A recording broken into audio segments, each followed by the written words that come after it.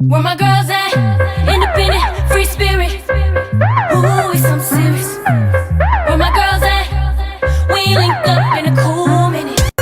Where my girls at? It's going down, down. Where my girls at? It's going down, down. It's going down tonight. We going out tonight. Yeah, right. We going out tonight. It's going down tonight. Yeah, right. It's going down tonight. We going out tonight. Yeah, right. We going out tonight. It's going down tonight. Yeah, right. It's going down. It's going down. Oh, yeah. It's going down tonight on this Motivated Make It Happen Monday. Hey, everybody. You're listening to We Got Issues with the Force of Friendship on 9:10 a.m. The Superstation-WFDF. We are right here in Detroit, but it's the Superstation, so you can hear us all over the world.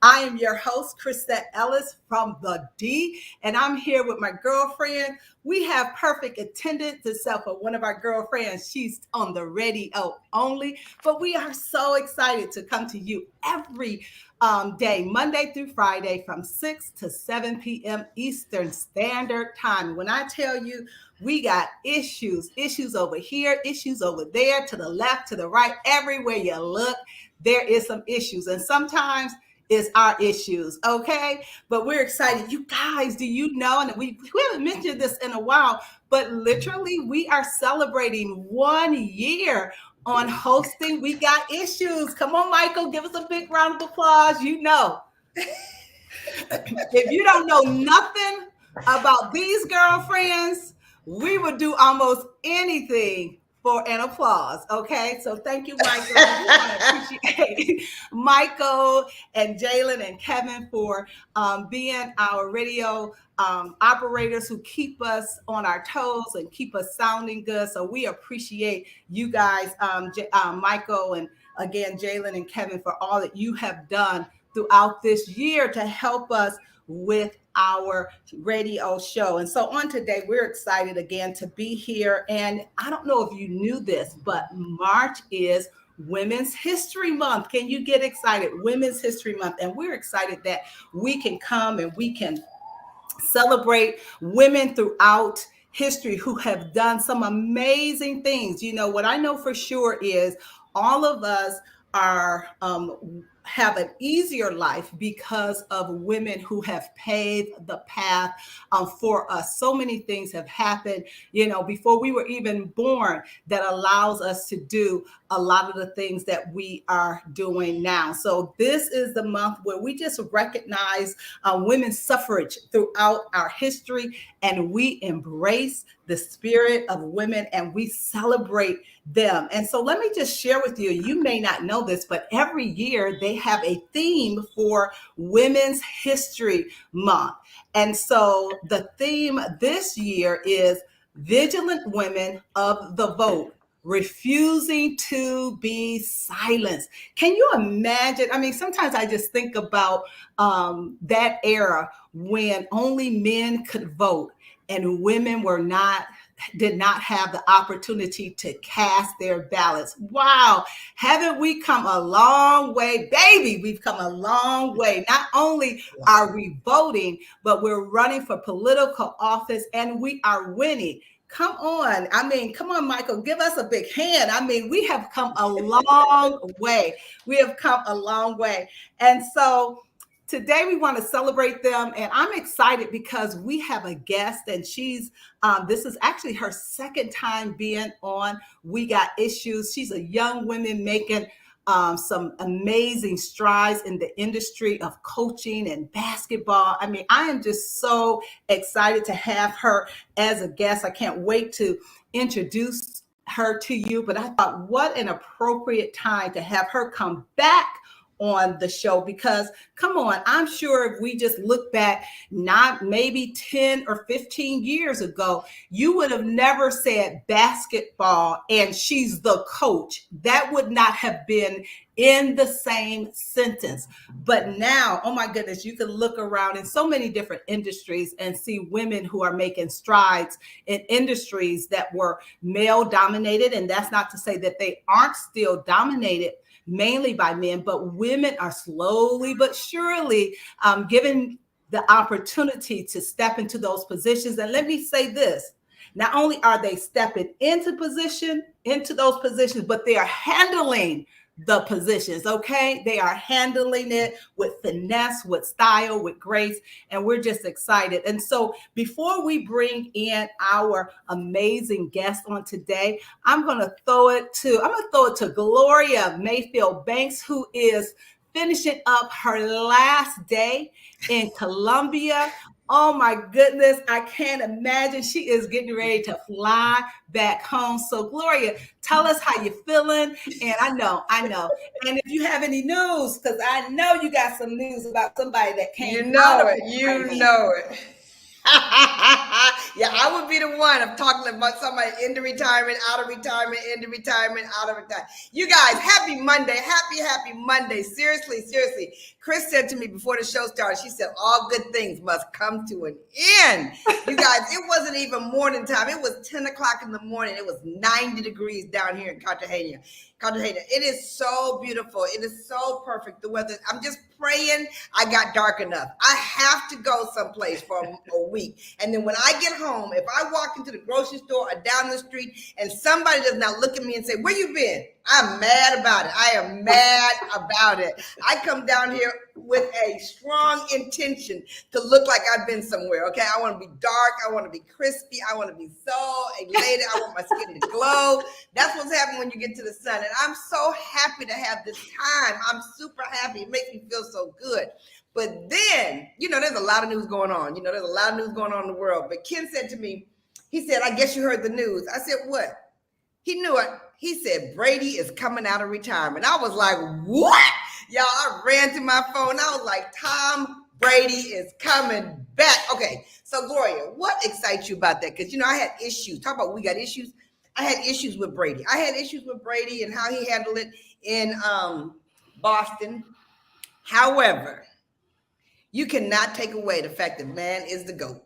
I mean, coming back at 45 years old, coming to throw again, coming back to make a statement again, coming back to take a Super Bowl again, coming back to excite the fire.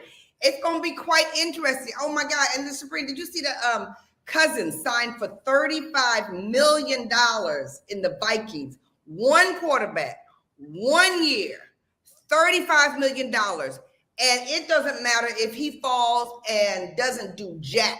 For a whole year, he still gets $35 million. He doesn't even have to play, no matter what happens. I mean, I'm telling you, I don't know which one of you guys on here that listen to us on a worldwide basis is pregnant right now, but if I was pregnant, I'd be praying for a boy and let me be a quarterback, okay? I'm just going to tell you right now, if that's what your goal is, that's what you need to be thinking about, because at $35 million a year, he's going to take care of everybody and smile and have the ability to do so. So that's my news for today from South America, Cartagena, Colombia. I'm excited to be here. Sabrina, what's happening up there? I got on a white top, she got on a black top. What's going on up there? What's going on? It's all good. Monday, baby. Every day is Monday, our most favorite day of the week. Oh, I love Mondays. Tom Brady. The shortest retirement in history, 40 days. I just wonder, what was he going through? What was his wife saying? What sunk in his mind? I guess he just said, you know what? I ain't feeling it. I got more to do. Right. Let me get back out there. And so good for him to follow his heart, not be pressured by this over there, but do what you want to do. And talk about living a life of choices. Do you. I mean, my goodness, I cannot believe at this stage and age in life, he is running that ball, throwing that ball like he's doing it. And open arms. You want to come out of retirement? We got a place for you. Get him back on the roster. Just like that. So, and you know it's his all wife good. Giselle. I don't know if y'all know his wife Sabrina, but his wife, you know, his wife is the kind of wife like you, like do you, baby, do you. So you know, I feel like he has the total support when you have a wife like that. Total support. She's like, you do you, and you better win for real. Yep, I was laughing on Twitter. They was like, he must have some bad kids. He don't want to be home with his kids.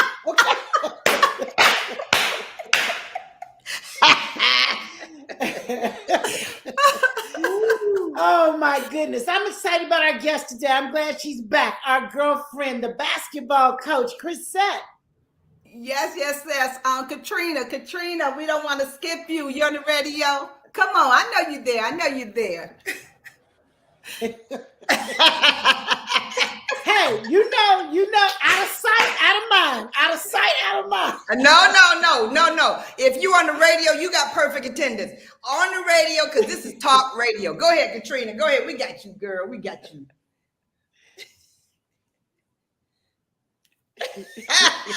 Yeah. I celebrate him doing him, but I was like, you know what? My initial thought was, you can't get enough. I know just think about the other people on the team who just thought, I got a chance. And then it was like, snatch. I'm like, dude, pass the torch. I'm passing to you, Chris. Pass the torch. You know what? We got to say this. Because the thing is, you two could be number two. But tell you number one, everybody can celebrate being number two. So if you don't come back, let them come on back. Be a king. So you two could be number two. And that could be a t-shirt, right? That's a t-shirt for the rest of the team. Okay? You too can be number two. All right. Well, listen, I am excited about our guest on today because she ain't trying to be number two in nothing. When I tell you she is an amazing young lady that I have watched from just a young girl, and she has blossomed into this phenomenal woman who is just living her life out loud. I will say she is the daughter of my best friend, Cherie, out of Mobile, Alabama, and she has made her mama so proud. She's made her auntie so proud. But today we want to celebrate her. And I want to bring her on. And I'm going to just share a little bit of her accolades, and she can tell us a little bit more about herself. But she is, as I said, an amazing young lady. And the last time she was on the show, she was coaching at the high school level. And you guys, you all remember, she had just purchased the Montgomery Ladies Magic basketball team. So when I tell you she all up in it, coaching at the high school level, then had the nerve, the audacity to go and purchase a women's basketball team. Somebody say, shut up. That is bad all day long. So I'm going to tell you a little bit about what she's been doing since the last time we talked to her. She is now, you guys, Bishop State Community College new women's basketball coach in Mobile, Alabama. She's back at home with, and I said, you back at home? She said, I'm back with Mama and them. She's back at home in Mobile, Alabama. She is a native of Mobile, Alabama. She graduated from St. Paul's Episcopal High School, and she went on to play Division I basketball at Alabama State University from 2001 to 2005 under the head coach of Frida Friedman Jackson. Harris helped the Ladies Hornets win 2 SWAC titles, and after graduating with a BA and master's degree, she joined Coach Freeman Jackson's staff at ASU. Harris joined the ASU coaching staff after graduating and coached at several levels afterwards. Now let's fast forward to today. She is now the coach, the women's basketball head coach at Bishop State. The Lady Wildcats has had one of their best seasons in Bishop State women's basketball history. Yes. The Lady Wildcats have won 16 straight games this season and finished, you guys, I told you, number 2 ain't in her vocabulary. Finished number 1 in the Southern Division of the ACC. And you guys, I want to also say, and we want to congratulate her on being chosen the Southern Women's Coach of the Year for the ACCC Division. You guys give it up for Adria Harris. Thank you. Thank you. Thank you. Thank you. Yes, Thank you so Adria, when I tell you, you are a goal poster for so many young women. And we're going to go to our first break. And when we come back from the break, we just want you to kind of bring us up to date, talk to us about what you're doing and how you became the coach of the Wildcats. You guys, you are listening to We Got Issues with the Force of Friendship on 9:10 a.m. the Superstation. We're talking to Adria Harris, who is the coach of the Wildcats. We can't wait to hear her story. Right after this break, we'll continue.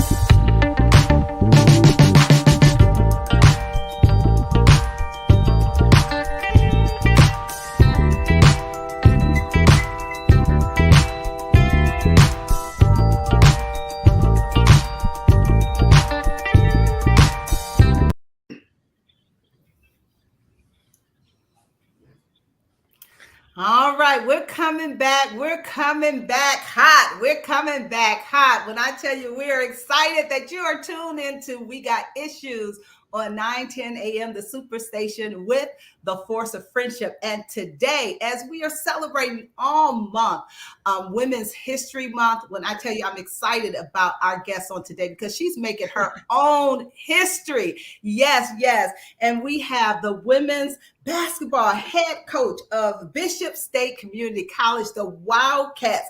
Adria Harris is with us on today, and I'm just so proud of her. She, again, is the Southern Women's Coach of the Year. Wow, that's absolutely amazing. She made history by having the most winning season. So we congratulate you on that. So Adria, we want you to catch us up. You were so awesome several months ago when we had you on. So we had to bring you back because you have taken on a new position as head coach. So just kind of catch us up. We have a couple of callers. We know that you're on the line. We are going to come to you in just a few minutes, but we want to hear from Adria. First of all, I want to say thank you guys for having me. I'm really happy to be back on a show. To be able to be on this platform again is amazing. A great opportunity. Everything that I've had going on in my life in the past couple of months, none of this was in the view back then. But, God works in mysterious ways, and he's definitely leading and guiding me on the path that I need to be on as far as my purpose-driven life. So I'm happy to say that I did take the job at Bishop State. In November, I really got the job officially a week before the season started. The team was kind of already set. Wow. Everything was already in place.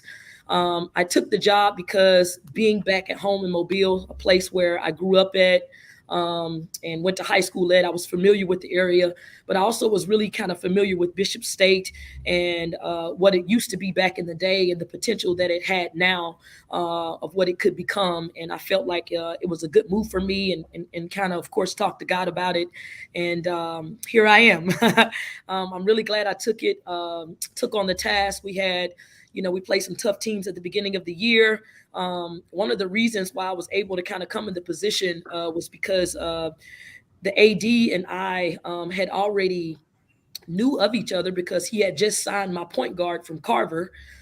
Mind you, my team at Carver had a great year. We made it to the state championship game. I got coach of the year in high school last year. So it was kind of just like an overflow of already what was being put in place. So he had just signed my point guard, and then I found out about the job opening, and I was actually intrigued by it, surprisingly, because I usually am not intrigued by things like that if I don't feel it's a tug from a different place. And if I don't feel like it's God talking to me, but it absolutely was a God thing. I hopped on it, took the job, and I had already kind of helped some other players get this way. Another one of my high school players was already on the team. I had kind of led two other girls to be on the team about 2 years ago. So I knew half the team, and it just made sense. Wow. So I took the job, had a great year. We started off with a very tough schedule. I played probably 6 of the top 10 teams in the country. We were getting kind of drilled and kind of taking some war wounds early on. But once we got to conference, we went on a 16-game winning streak. I just literally lost my first game a couple of weeks ago. Hadn't lost a game since December 17th until, February, the end of February. So it was a very, very great season. I was able to be blessed to coach the player of the year in the conference. They named me coach of the year. I had 2 or 3 girls to make the all-state team. So we ended up losing in the Final Four, but it was just a wonderful ride, a wonderful season. Yeah. So to God be the glory is all I can say. Wow. Adria, that is just so awesome. That is so awesome. So, okay. So you said your team, the Wild Coast, they had their best winning season ever. You had how many games straight? Yeah. Well, I think that what we did in that aspect, I think we won the most games in a row in straight in history. We did 16, and 15 of those were conference. We literally lost our last regular season conference game. That was the only game we lost in conference. And then we went on to the tournament. We won in the quarterfinals, and we lost in the semifinals in overtime. Yeah, we lost in overtime.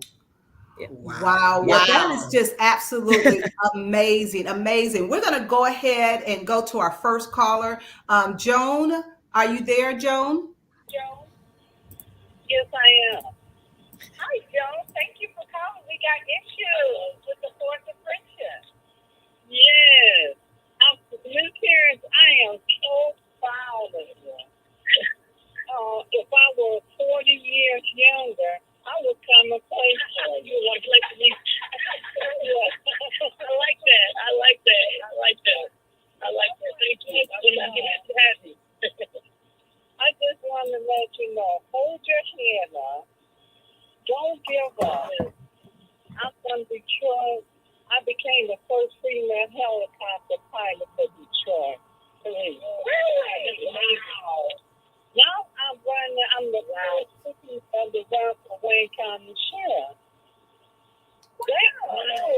Just move up.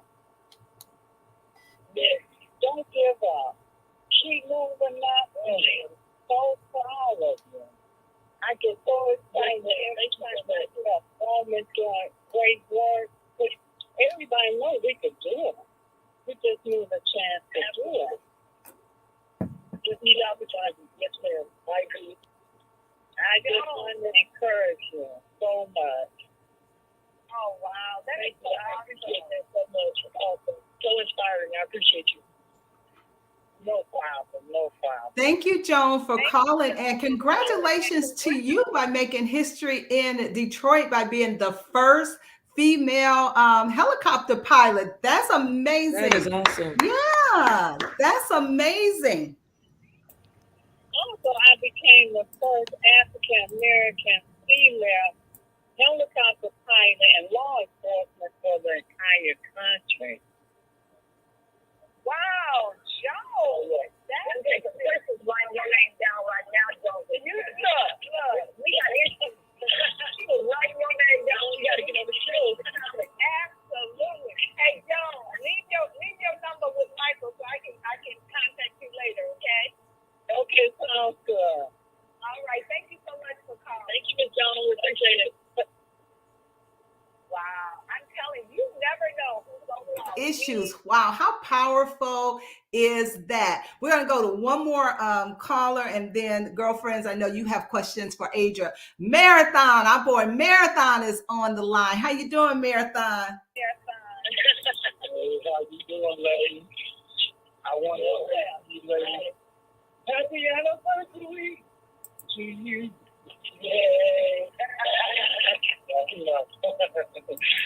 wanted to ask you, Jeff, what was the main thing that came to her to let her know that she wanted to do the coaching thing? That's a great question. One of the main things that got me into coaching. I had some very significant kind of career-ending knee injuries in college. I tore both of my ACLs in college, and that kind of gave me a force of fortitude that I didn't know I even had, as far as being able to handle adversity and things like that. ACL surgery is that's your anterior cruciate ligament in your knee. It can be career ending, and if you let it, I actually could have went on and played, but I just felt like God was kind of leading me in a different direction. And I did one my sophomore year in college, and I did the other one my senior year. And after my second one, I asked my coach, Coach Frida at Alabama State, could I just kind of be a player coach? Because, she was bringing in younger players and they were literally running circles around me. And I kind of knew it was kind of time to throw my sneakers on the power line and kind of take a step back and kind of get a different perspective of the game. And I fell in love with the game from the sidelines. And I knew coaching was my calling early on. I began coaching at about the age of about 22 years old. Wow, that's awesome. That's awesome. Marathon, thank you for calling. We got issues on today. Okay, take care. Bye-bye. So, Adria, I have one question, and then Sabrina or Gloria or Caterina, you can jump in. So I want you said something about, okay, so you had your ACLs, you had surgery in your freshman year, and then I think you said in your senior year you had it. But I want you to talk a little bit about the importance of mentorship, because I know that, you have really, really been in a place where you've allowed others to pour into you. So talk to us about the importance of mentorship, because I know you've been mentoring young women for a long time at the high school level and even before you became a high school coach. So talk about that. Yeah, I think it's important. Relationships are probably one of the most important connections that you can have in life. And that's just mentally, spiritually, physically, however you kind of want to look at it, in whatever arena that you're in. You have to be able to network and connect with people. I actually have a recruit on campus with me today, and we kind of had a discussion about how important it is to build relationships. And I was discussing with her mom, it's bigger than basketball to me. So me trying to bring athletes to this program is not just about what they can do for me on the court. It's more about who they are as a person. I'm not just recruiting talent, I'm recruiting their character. And I think that's a direct reflection of the types of people that have built you up over the years. And I've just had some amazing mentors, you to be one of them. My mother, my father, everybody that kind of has poured into me over the years, other coaches, other friends, other peers, people that are doing great things. I always tell, my coaches and people that have coached under me, I don't feel like I know everything. I think that's important to be humble in that aspect, that, Right. I can bring other people in to pour into my players, to pour into me, to give me different aspects or different perspectives of life. And I think that's so important to connect with people that, kind of know where they're going, that are purpose driven and kind of have the same mindset as you. And that's kind of what I try to do to my players. It's very important to be connected to the right people and be at the right places at the right time. Wow, that is so powerful. You have to be poured in so that you can pour Yes. out. Pour And, out, just keeping an absolutely. open mind absolutely is so important. Oh my goodness. All right, we're going to go to our second break. You listening to We Got Issues with the Force of Friendship. And our guest is Adria Harris. She is the head coach of the Wildcats in Mobile, Alabama. When I tell you this is a conversation you absolutely want to lean into, and we absolutely want you to give us a call, 313-778-7600. We'll be right back after this break.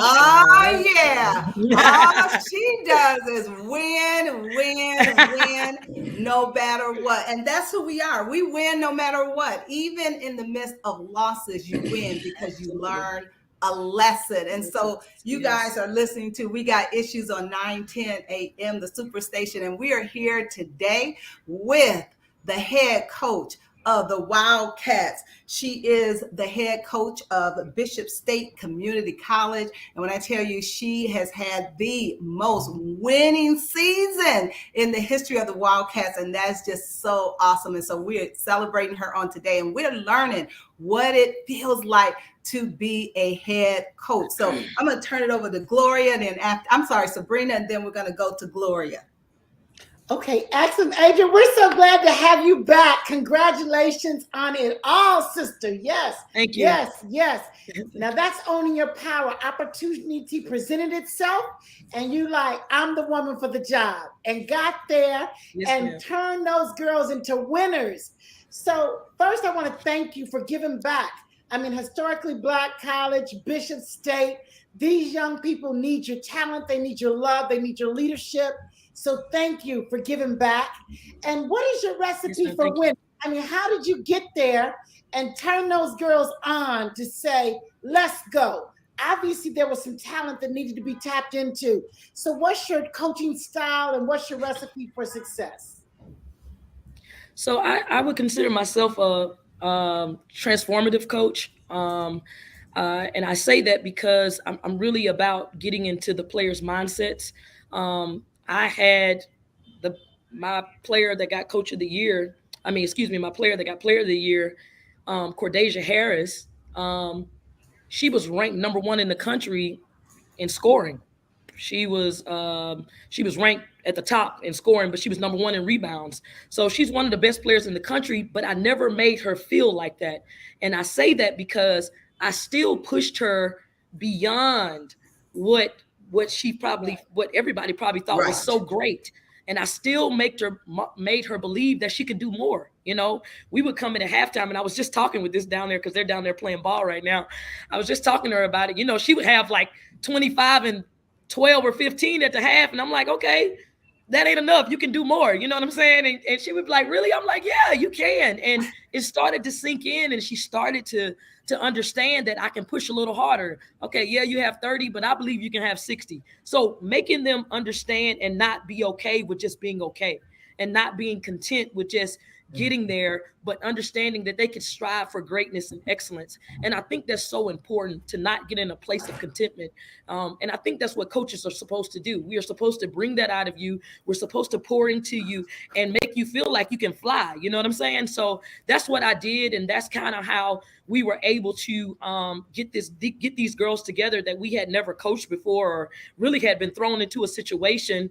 And it really was a good situation, because I had a great team this year, a bunch of girls with great character and things like that. And they really bought into what we were trying to do. But just hard work, dedication, and sacrifices is what I preach on a daily to them, and hold them accountable. Like, that's one of the biggest things I'm about, you know, letting them know it's not okay to make mistakes. You know, you got to be able to come back out, and if you do make a mistake, you know, you got to be able to get it back on the other end. So holding them accountability was really key, and our success for sure.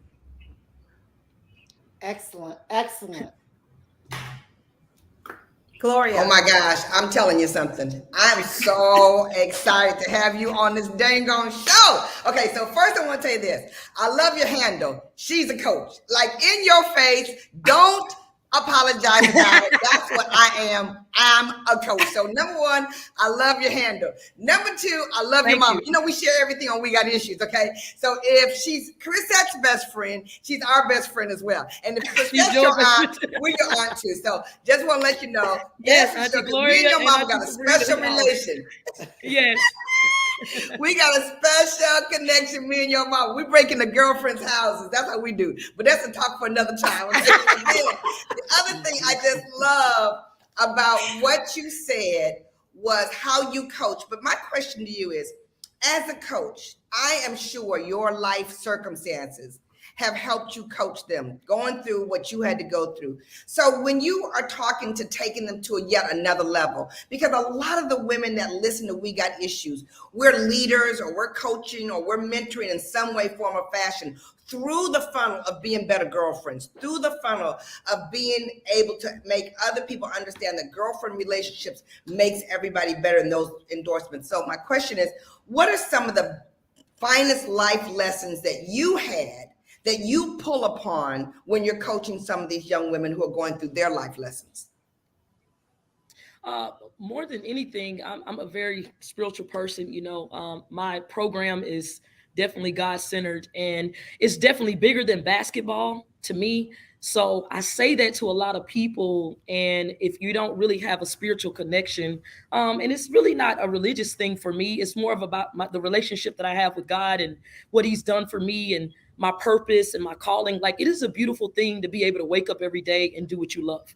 I can't explain that anymore. Right. Like, I literally would do this for free. Now, I'm not going to do it for free, but you know what I'm saying?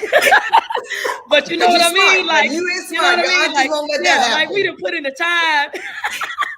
We didn't put in the time, so we know our worth. But that's how much I love, impacting lives and making a difference. Like, I know that's why God put me here. And so one of the things that I really, really have stood on the past couple of years is understanding that all things work together for the good. Even in the midst of us losing this year and having such a great year and being on this high, but being able to come down in overtime loss, I told the girls in the locker room, like, this is a lesson that needs to be learned. Taking a positive out of negative things is just what I've always been. That's who I've always been in my life. Even in the midst of me, tearing my ACLs and things of that nature, I knew that God had a greater plan for me. So just trying to be a positive person and understand that all things work together for the good, and not looking at things in such a negative aspect. I just feel like God always has a plan. And so we always have to make sure that we're not just, all of a sudden our world blows up and we self-implode because of one little thing off. We got to be able to make adjustments. And I honestly feel like that's why I do well on the sidelines, because coaching is about making adjustments. The coach on the other end is making adjustments, and you have to make adjustments to what they do, offensive, defensively. And I've never really had an issue with that. I think God kind of blessed me with that gift, and that's what I do in life. It kind of mirrors how I coach and how I teach the girls to be, teaching them that it's bigger than basketball, and teaching them life skills, and understand that perseverance and determination, all those things are who are going to make you as a woman, you know what I mean? Outside of basketball, like your character and things like that. Like, it's so many things that basketball teaches, but it's just my vehicle to teach them life, and when I say it's bigger than basketball and it's not really about the awards and accolades, I do this for the right reason. And honestly, that's why success follows me. Like, it's not me, like, it's God. I'm just a vessel, you know what I mean? And I truly believe that. And I truly believe he's always going to give me everything I need to be successful. And he has. Sometimes when you get an award like the coach of the year, like when you get one of those kind of quotes, sometimes you wonder, why me? So if you ever go to that place, I want you to replay this little segment you just talked about right here, which let all of us understand exactly why you got coach of the year. So deserving. And the way you talked about it, Thank you so much. Beyond basketball, it's just who you are. That's phenomenal. Yes, thank you. Absolutely. I know Caterina has a question. Go ahead, Caterina.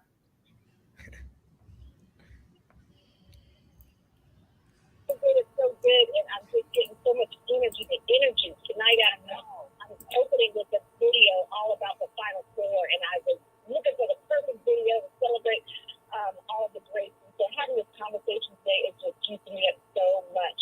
I want to ask the question about preparedness. We hear so much about so many cuts in high school, in the athletics and so forth. How do parents, how do I as a DG, as an auntie, how do I help my young girls, athletes, be more prepared for when they show up in college? Are you noticing any difference in the preparedness of the young women to be able to play on the bigger court in field? Yeah, that's a really great question. And I'm in a very unique situation because I've actually to kind of give you a perspective. Junior college is short. The shorter version of it, you've probably heard, is called a JUCO, and we are a 2-year, a school institution. And after they leave here, they can transfer to go on to play at a 4-year. So our situation is really, really unique to preparing them for that and developing them and developing their game. But I think one thing that is important for kids to understand when they're coming out of high school. You know, it's not something you're going to be able to all of a sudden turn on when you get to college to be ready and prepared. Like, it's literally a mindset, especially for athletes. And this is male or female. Like, if you're not doing certain things in high school, getting in the gym, getting extra work, getting training and stuff like that, you're not going to be able to just turn those things on when you go to college. You know, those are things that you should be doing early on. It's not like a switch you can flip on. It's no different than, you know, they say you play how you practice. Like, high school really is kind of a practice for what you're going to be doing and performing on the next level, which is college at a 2-year or 4-year or whatever. So if you have bad habits back then that you're not trying to break, or that you don't think you got to practice, you ain't got to do this, you're going to come to college with that. So to me, it's more of creating great habits.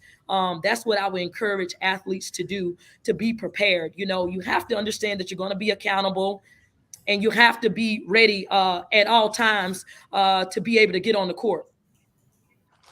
Wow. Oh my goodness. Those are some great life lessons. Oh, this is such a rich conversation. We're going to go ahead and go to this break, and then we're going to come back. And Adria, we want you to talk about, you're in school for your doctorate. We want to hear a little bit about that. You're listening to We Got Issues on 9:10 a.m. The Superstation with The Force of Friendship. We're talking to, she's a coach, Adria Harris, the head coach of the women's basketball at Bishop State, the home of the Wildcats. We'll be right back.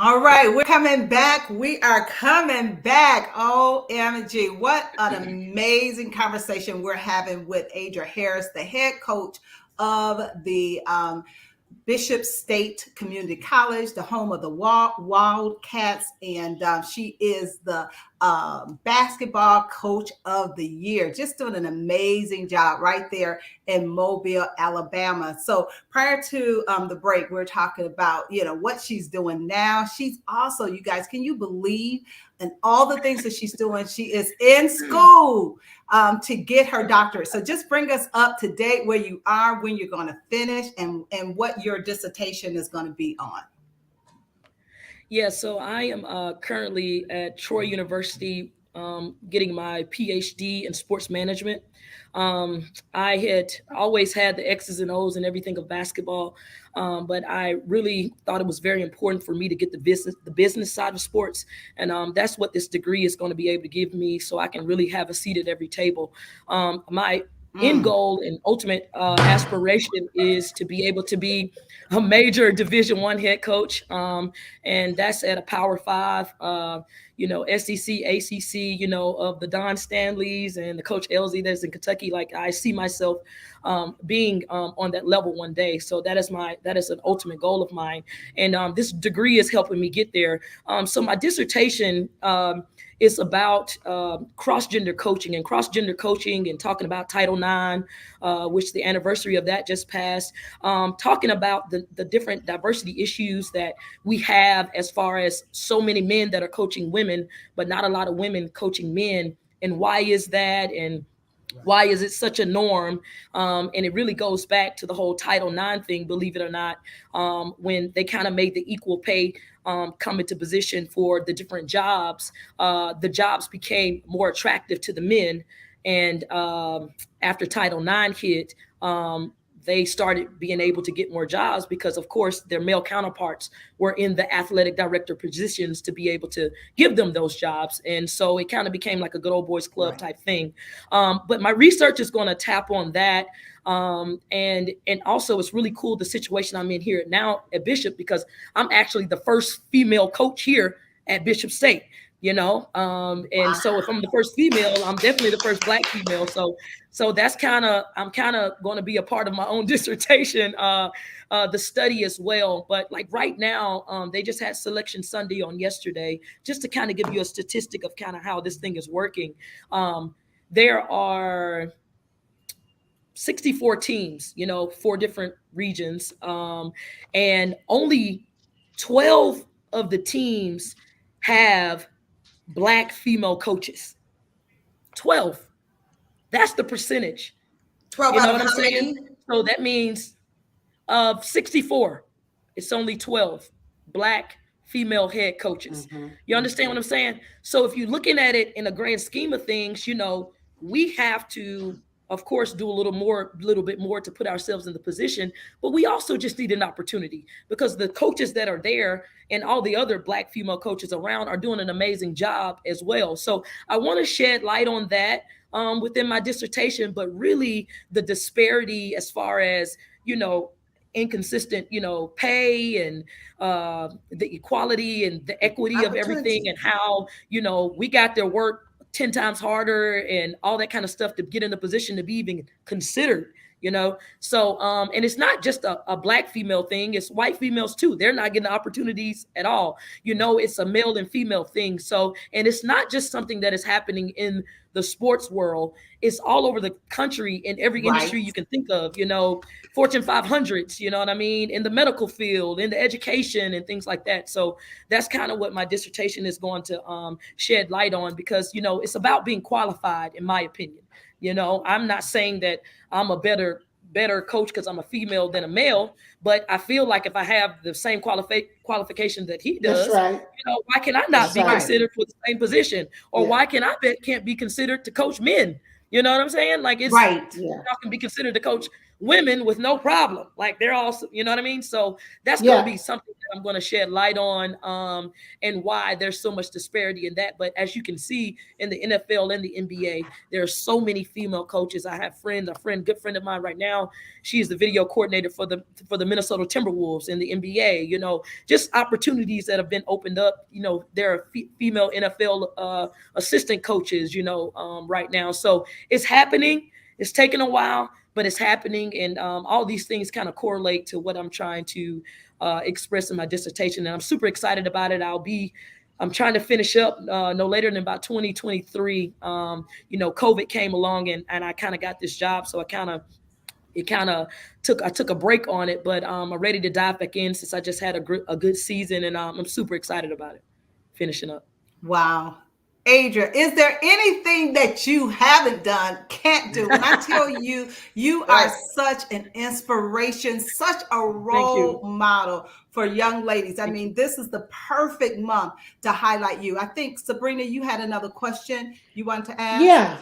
Yeah, right quick. Just speaking of the disparities, we've got Brittany Griner over stuck in Russia. Would love to hear your thoughts. I know it's the buzz in women's basketball. One of our greatest female athletes over there.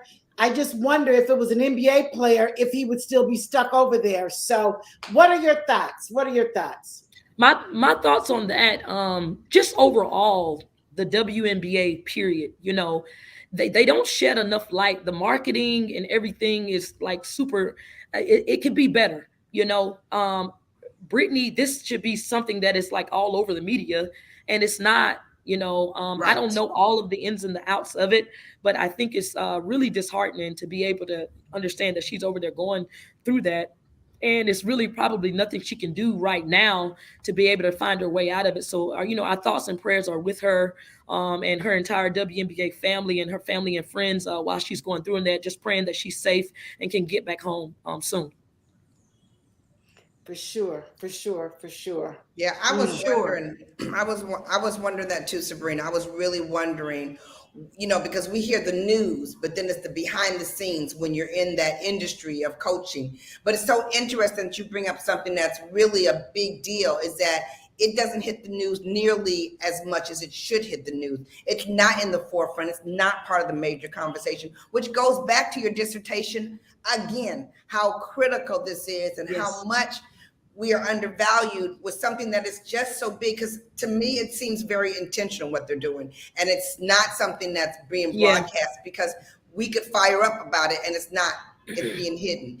One of the things I'm excited about, I got a text over the weekend that Howard University, for the first time in 21 years, is going to the NCAA championships for the school. And I was just so excited to see our HBCUs in addition to show up, because there's a light for a funnel. The HBCUs have always been a funnel of opportunity. I love what you said. I almost lost my